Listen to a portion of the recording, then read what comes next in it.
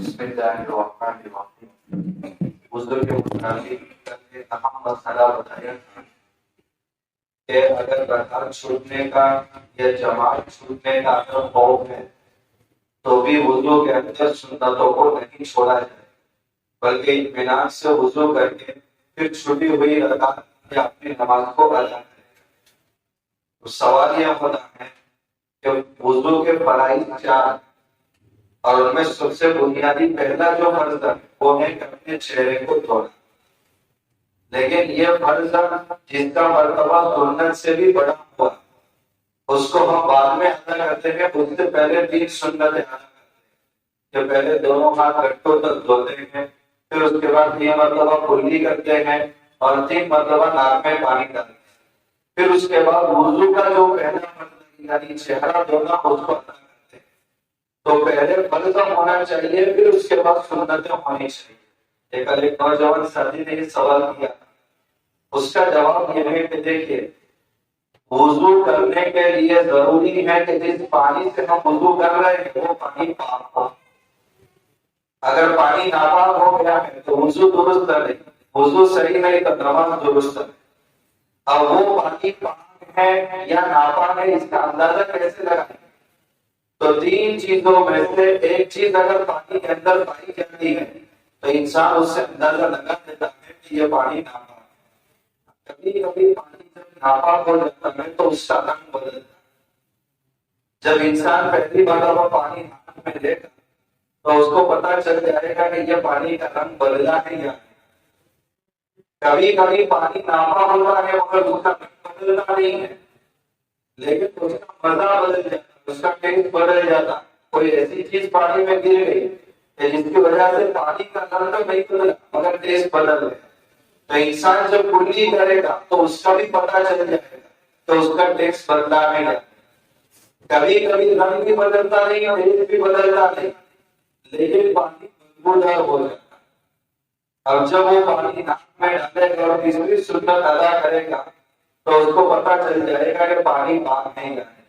تو یہ 3 پیمانے ہیں پانی کو جانچنے کے، ہاتھ میں لے کر کے دیکھنا، کلی کرتے وقت پانی کا مزہ چکھنا اور ناک میں ڈالتے ہوئے پانی بدبودار ہے یا اچھا ہے۔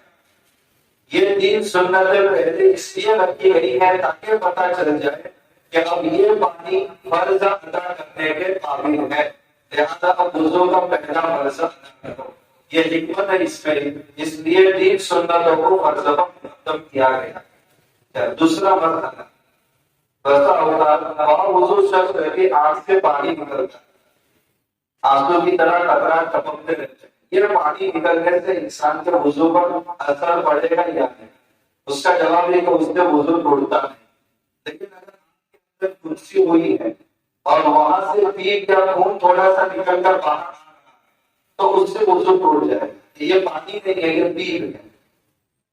تیسرا مسئلہ، بسا اوقات انسان کو ناک میں سے خون پیا گیا، اس کے بعد اس نے وضو کیا، وضو کرنے کے بعد جب انسان ناک صاف کرتا ہے تو کبھی کبھی جمع ہوا خون ناک میں سے نکلتا ہے، تو یہ اس خون کے نکلنے سے انسان کا وضو نہیں ٹوٹے۔